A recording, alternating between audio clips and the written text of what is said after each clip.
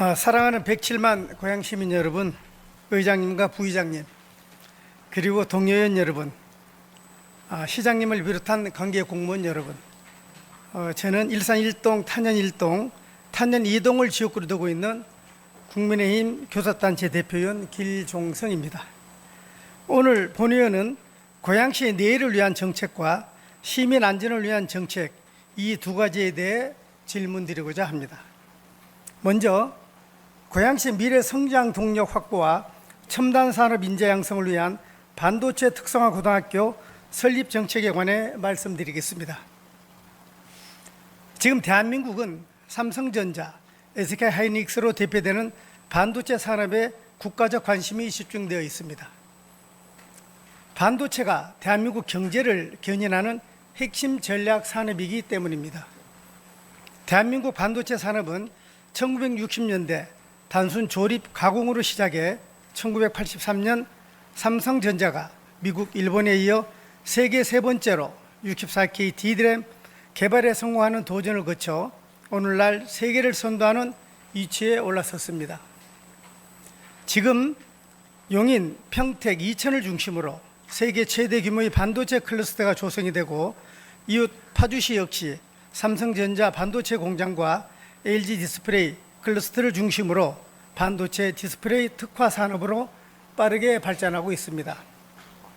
반면 우리 고양시는 우수한 대학과 연구기관, 뛰어난 수도권 접근성을 갖추고 있음에도 반도체 산업 기반에 매우 취약하며 베드타운의 한계를 벗어나지 못하고 있습니다. 그러나 이 한계를 얼마든지 넘어설 수 있습니다. 반도체 산업의 진짜 경쟁력은 거대한 공장이 아니라 사람에 있기 때문입니다. 전국 수많은 지자체가 전문 인력 양성을 위해 치열하게 경쟁하는 지금 반도체 특성화 고등학교 설립은 단순한 기업 유치를 넘어 고양시의 미래 성장 동력을 확보하고 청소년들에게 좋은 일자리를 제공할 핵심 대안이 될 것입니다. 아무리 훌륭한 기업을 유치하고 산업 클러스터를 조성한다 해도 그 안을 채울 수 있는 사람을 키워내지 못하면 지속 가능한 결실을 맺을 수가 없습니다. 국내 반도체 관련 전공자는 연간 약 3,600명이 공급되는 데 비해 삼성전자가 약 3,000명, SK하이닉스가 약 1,700명, 그 외 기업들이 7,000명 이상을 매년 채용하고 있다는 것으로 알려져 있습니다. 수요가 공급을 압도적으로 초과하는 구조입니다. 업계에서는 시스템 반도체 전문 인력이 2031년 약 5만여 명 부족할 것이라는 우려도 나오고 있습니다. 정부도 지난 7월 반도체 AI 분야 전문 인력 20만 명을 양성하겠다고 발표했지만 이 대책은 대학생이나 취업 준비생을 주된 대상으로 하고 있습니다. 정작 진로를 결정하는 결정적 시기인 고등학교 단계에서 반도체 설계 제조 분야로 나아갈 통로가 전국에 거의 없고 고양시에는 아예 없습니다. 발빠른 지자체는 이미 그 답을 보여주고 있습니다. 충북 음성의 충북 반도체 고등학교는 2024년 학년도 기준 취업률 96.4%를 기록하며 8년 연속 전국 마이스터고 취업률 1위를 지키고 있고 매년 삼성 마이스터 장학생을 대거 배출하고 있습니다.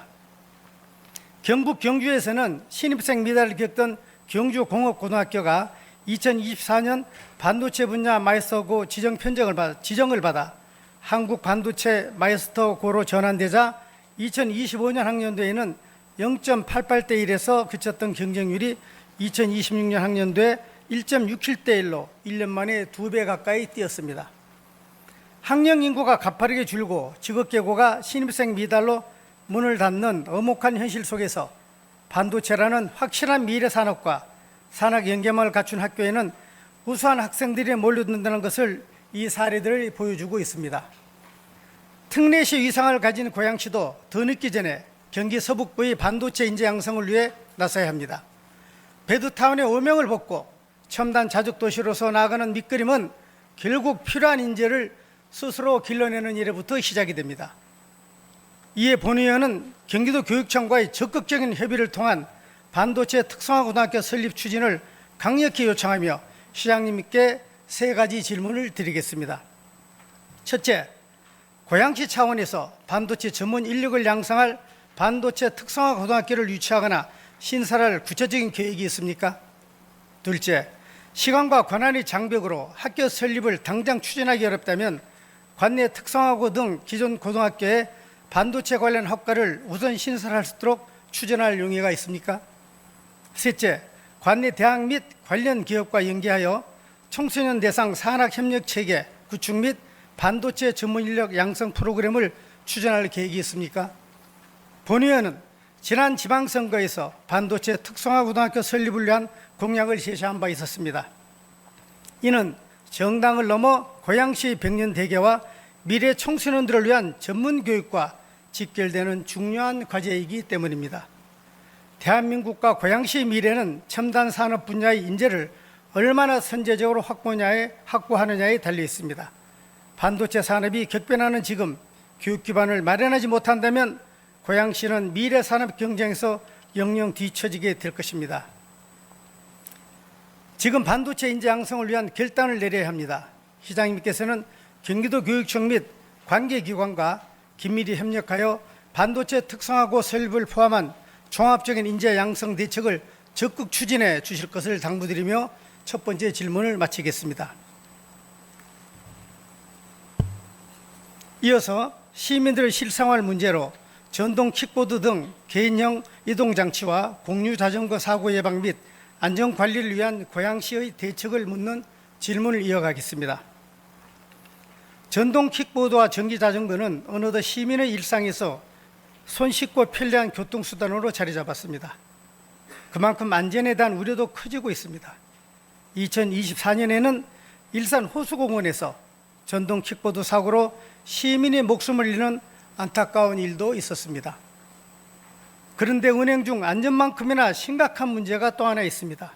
바로 인도 한가운데 점자 보도블록이 아파트 출입구와 지하철역 앞, 상가 주변에 아무렇게나 방치된 전동 킥보드와 자전거들입니다. 지금 화면의 사진은 본 의원이 찍은 사진인데 이처럼 전동 킥보드들이 거리를 점령하고 있는 모습을 곳곳에서 볼 수가 있습니다. 개인형 이동장치와 공유 자전거의 관리 공백이 시민의 안전을, 특히 시각장애인과 아이들 같은 보행약자의 안전과 이동권을 위협하고 있는 것입니다. 고양시가 마냥 손을 놓고 있었던 것은 아닙니다. 안전관리 조치를 위한 조례를 정비하고 2024년에는 무단 방치된 공유 전동 킥보드 및 자전거에 대한 불편 신고를 위한 카카오톡 오픈 채팅방을 개설하고 견인 조치에 나섰습니다. 이후 전문 견인업체와 용역 계약을 맺어 견인 체계를 강화하는 등 정책을 확대해 왔습니다. 그러나 지금까지의 대책은 방치된 이후 어떻게 치울 것인가에 머물러 있었습니다. 처음부터 질서 있게 반납하도록 만드는 유인 자체가 부족합니다. 여기에 대해 반복적으로 방치하는 이용자와 업체에 대한 구조적 제재 방안도 마련하지 못한 것입니다. 관내 운행 중인 전동 킥보드가 5,000여 대, 공유 자전거가 3,700여 대에 달하는 상황에서 사후 적발과 처벌만만 의존하는 지금의 행정 방식에서 한 걸음 더 나아가야 할 것입니다. 개인형 이동장치와 공유 자전거 주차 및 반납 구역을 대폭 확대하는 등 인프라를 강화하고 이용자가 스스로 정해진 장소에 반납하도록 하는 사전 예방 및 행동 변화로 패러다임을 전환해야 합니다. 불법 방치와 사후 견인이 반복되는 악순환을 끊어야 할 때입니다. 다른 지자체들은 이미 이러한 방향으로 앞장서고 있습니다. 서울시는 2022년부터 GPS 기반 반납 제한 구역을 설정하고 상습 위반 이용자에게는 단계별 페널티를 부과하는 내용을 업체와의 협약에 담았습니다. 대구시는 국내 최초로 가상주차구역을 시범 운영해 견인 대신 GPS 기반 반납을 유도하는 정책을 도입할 계획이며 화성과 동탄은 2026년까지 3,000개 이상의 전동 킥보드 주차구역을 조성하는 계획을 추진 중에 있습니다. 견인에서 주차 등 인프라 확충과 시스템 개선으로 방향을 전환하고 있는 것입니다. 고양 시민의 안전한 보행과 이동을 위해 본 의원은 두 가지 대책을 제안합니다. 먼저 지정 반납 구역을 전동 킥보드뿐 아니라 전기 자전거, 거치대까지 포함해 실효성 있는 규모로 확충해야 합니다. 이와 함께 업체의 GPS 앱 시스템과 연동해 지정부에게 제대로 반납한 이용자에게 요금 할인이나 마일리지 등 인센티브를 제공하는 방안을 마련해야 할 것입니다. 다음으로 상습적으로 방치를 반복하는 이용자와 대여업체에 대해서는 이용 제한이나 추가 과금을 비롯한 단계적 제재 조치를 마련해야 합니다. 질서 있는 사용 환경을 구축함으로써 사고가 난 뒤가 아니라 사고가 나기 전에 막는 구조로 전환해야 할 것입니다. 이에 시장님께 질문드리겠습니다. 첫째, 전동 킥보드와 전기 자전거로 인한 사고 발생 현황을 파악하고 계십니까? 무질서한 사용과 방치로 인한 민원 현황은 어떠한지 말씀해 주시고 최근 3년간 현황을 말씀해 주십시오. 둘째, 그동안 시행해온 고양시 개인형 이동장치 무단 방치 견인 행정이 시민들이 체감하는 보행 안전 확보 측면에서 충분한 실효성을 거두고 있다고 생각하십니까?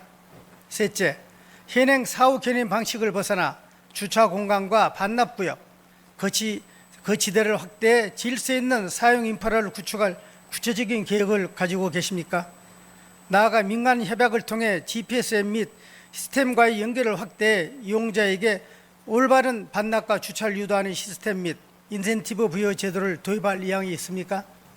넷째, 무단 방치 및 상습적인 규정 위반 이용자와 대여업체에 대해 업체와의 협약을 통해 페널티 체계를 구축할 계획이 있습니까? 시장님, 시민들이 마음 놓고 인도 위를 걸을 수 있는 환경, 아이들과 어르신들이 안전하게 이동할 수 있는 도시를 만드는 것은 고양시의 당연한 의무이기도 합니다. 견인을 넘어 지정 반납과 인센티브 제재, 연계 모델이라는 정책 전환을 통해 고양시가 공유자전거, 개인형 이동장치의 상생관리의 전국적 모범 도시로 거듭나기를 강력히 촉구합니다. 오늘 말씀 두 가지 안건은 결국 하나의 질문으로 이어질 것입니다. 문제가 커진 뒤에 대응하는 도시가 아니라 미리 내다보고 준비하는 도시가 되어야 한다는 것입니다. 반도체 인재 양성은 10년 뒤 차죽도시 성패를 가르는 미래를 위한 투자이고 공유자전거, 개인형 이동장치 안전관리는 사고가 나기 전에 막아야 하는 예방의 문제이기 때문입니다. 오늘 시정질문을 통해 의원들이 질문하고 제안한 정책들을 시장님께서 잘 경청하셔서 민선 9기 시정에 적극 반영해 주실 것을 당부드리며 이상으로 두 가지 질문을 마치겠습니다. 감사합니다.